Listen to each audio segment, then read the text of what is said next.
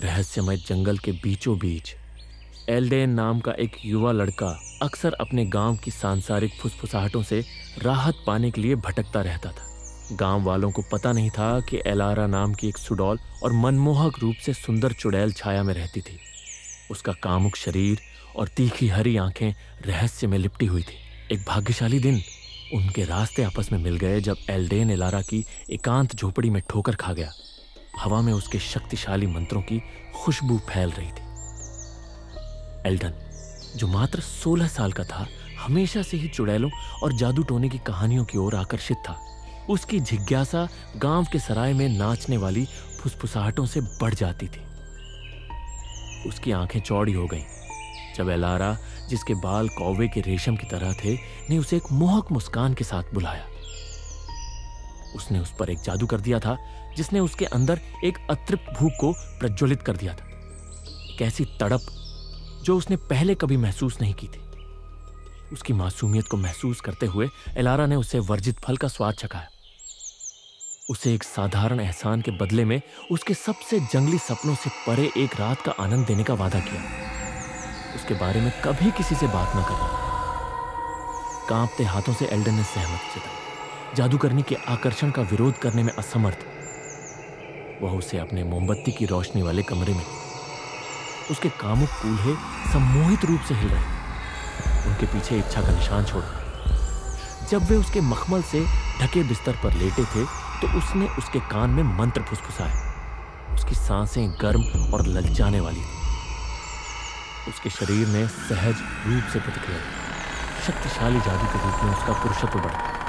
उनका मिलन उग्र और भावुक था, वासना और शक्ति का एक नृत्य जो नश्वर दुनिया के दायरे से परे था।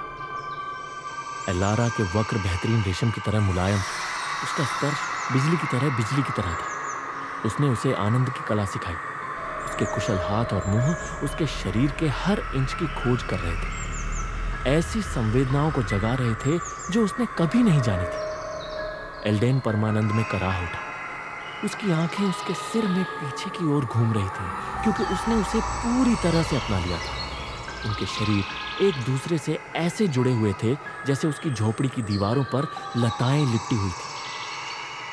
लेकिन जैसे जैसे रात गहराती गई, एलारा का असली स्वरूप सामने आने लगा। उसकी आंखें ठंडी हो गईं, उसकी मुस्कान एक भयावह व्यंग्य में बदल गई। उसने अपनी गहरी इच्छाओं, सत्ता की अपनी भूख और उस गांव पर प्रभुत्व के बारे में फुसफुसाया जिसने उसे तिरस्कृत किया था। उसके आलिंगन में प्यार और गर्मजोशी की जगह एक ठंडी मांग वाली पकड़ने लगी और एल्डन ने उसके इरादों के ठंडे वजन को महसूस किया। कमरा ठंडा होता गया।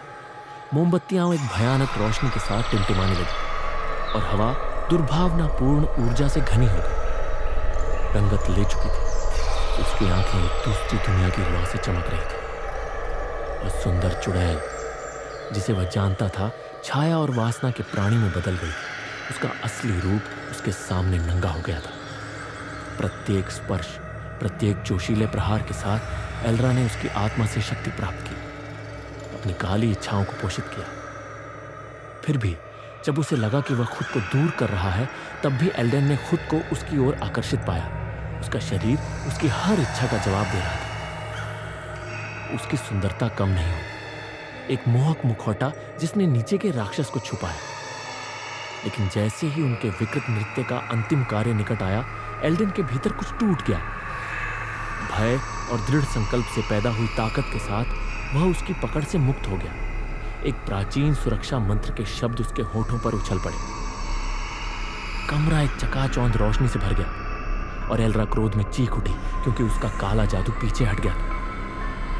हिल गया लेकिन अविचलित। एल्डन अपने गांव में वापस लौट आया। एलारा की कामुक सुंदरता की याद हमेशा के लिए उसके दिमाग में अंकित हो गई। फिर भी उसके अंधेरे पक्ष का आतंक बना रहा। प्रलोभन की कीमत की एक कठोर याद दिलाता है।